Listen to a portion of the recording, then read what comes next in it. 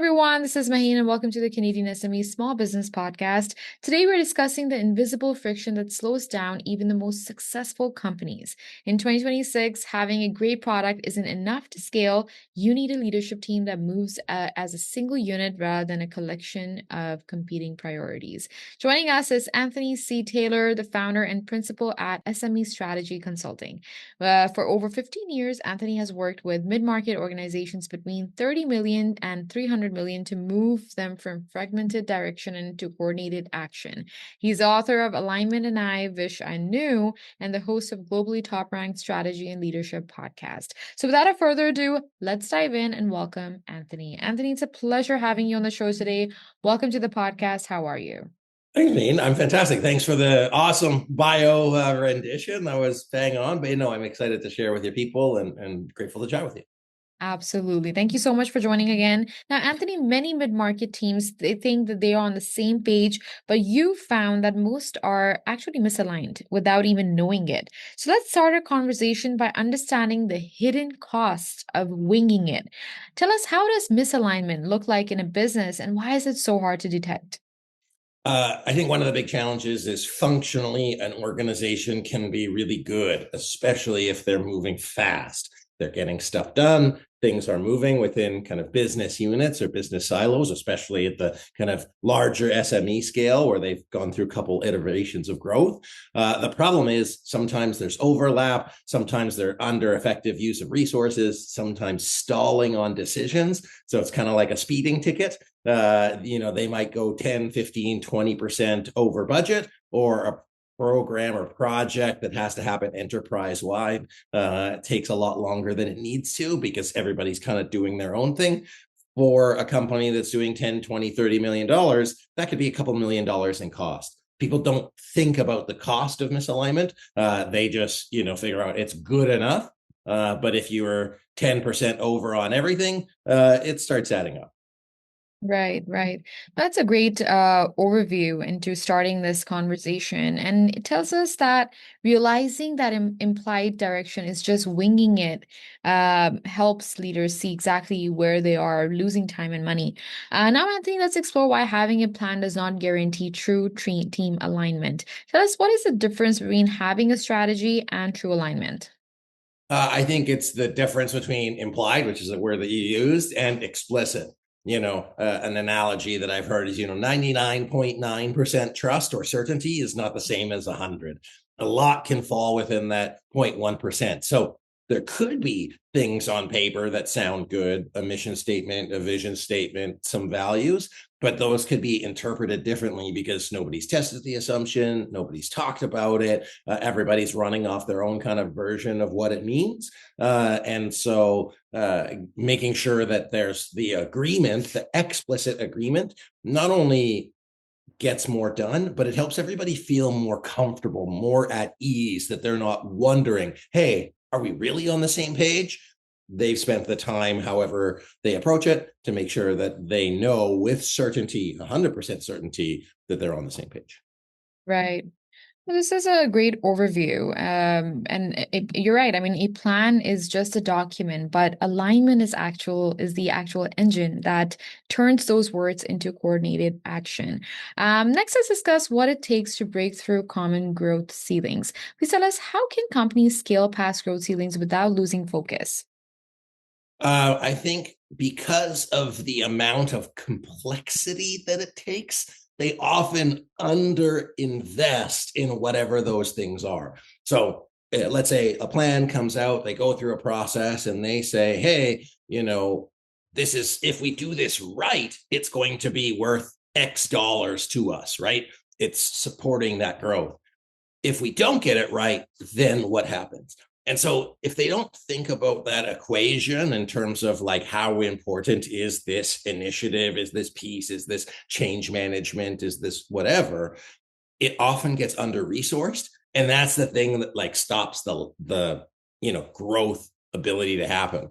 Often there's a cultural component. We've done things a certain way, especially legacy organizations that have been around, 20, 30, 40, 50, 60 years. They have some employees that might have been there 30, 40 years. There's the way we used to do it.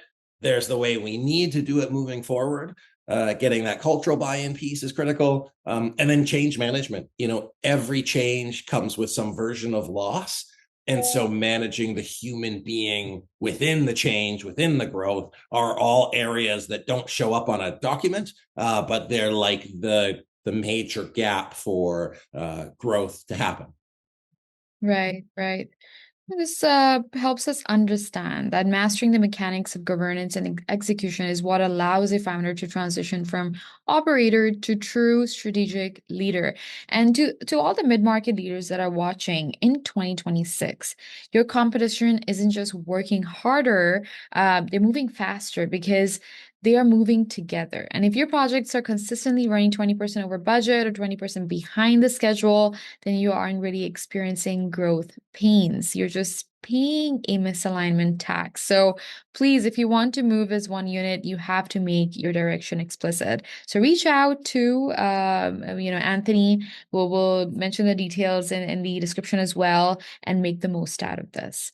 Now let's look at how ongoing advisory drives deeper strategic alignment than one-off consulting. Anthony, how does retained advisory differ from traditional consulting? Despite the fact that our company's called SME Strategy Consulting, we don't actually tell anybody anything. We really serve it as a mirror, as an opportunity to reflect, to allow those connection points to happen, and then to be able to use best practices to support teams. One of the things kind of with like traditional consultancy, and especially in the world of artificial intelligence and the fact that you can kind of ask Claude for anything, is just the ability to support individuals in making the change, bringing best practices, providing recommendations that are fit for purpose. But even with all of the best advice recommendations, if I tell you to do something, you're naturally going to resist. If it's your idea, if you come up with it, if it's your team's plans, your team's goals, you're going to be way more likely to say, yeah, I want to do that. And so coming up with a strategy and like a 2 or 3 day offsite is fantastic, but it's kind of like the momentum goes up and down. The retained model, which we're fans of, is just allows people to have continuous support, an outside perspective. And of course, I'm biased, but these big projects, these big initiatives, these strategic plans, they're not 2-day initiatives. They're 1,100 days or 2,200 days, or just 3 years or 6 years, and it just really takes a lot of energy to sustain them in the face of firefighting, day-to-day challenges, and operational stuff running the business. So having that support and someone to walk you through it, not like a coach, just helps make those projects even more successful. Right. Now, having a long-term outside perspective, it provides such a structured accountability that is needed to keep a strategy from breaking down over time. So thank you so much for highlighting and really clarifying it for our audiences what a retained advisory is versus project consulting. Finally, Anthony, let's explore how the right tools support consistent execution and accountability. What does your strategic alignment toolkit offer teams? Well, I'll go back just to the other pieces. Sometimes just hearing it from somebody that you're not in the day-to-day trenches with, you talk to them for 30, 40 hours, hearing them all the time kind of lags them out. And then going to the tool question, it's really just a structure, a set of frameworks that a team can put in place. I was talking to a team the other day and they say, how do you track, what's the tool to use to track the plan? Because we've used this, we've used that. And I say, well, we use an Excel spreadsheet. And really the tool that's best for you is the one that you use.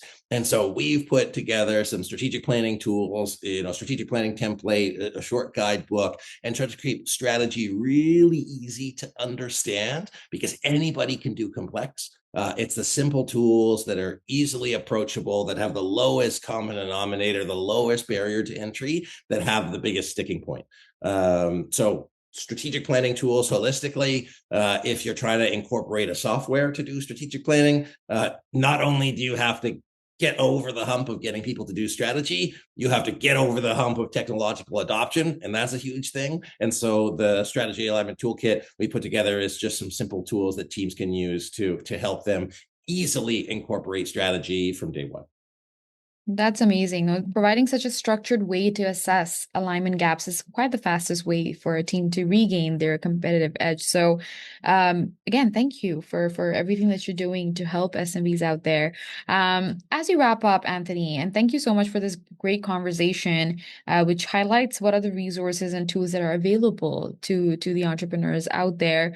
As we wrap up, what advice would you give teams that are struggling with misaligned strategy? I think if you took some time out with your team and you asked them one question, if we're 100% successful, how would we know? Do we all have that same vision of success? Are we all going to the same place? If we're going to different places, that's the first conversation. And it doesn't matter what you focus on in order to get there, because if you're not going to the same place, you're all going to have different approaches on how to get there. People get so focused on the tasks, they forget about the destination. So align on the destination, and then build your strategic priorities from there. Right. This is such a great reminder, Anthony, that surfacing those unspoken gaps is the first step towards real growth. Thank you so much for joining us and for sharing such great expertise in your vision. Thank you again. The pleasure was mine. Thank you so much, Maheen. Now, listeners, that was Anthony C. Taylor from SME Strategy Consulting, a masterclass in how to close the gap between strategic intent and coordinated execution to scale your business with clarity. Thank you so much for tuning into the podcast. Please be sure to subscribe and visit CanadianSME.ca for more resources. And before we leave, a special shout out to UPS and ADP for their ongoing commitment to empowering small businesses across Canada. Please keep thriving, and we'll see you in the next one.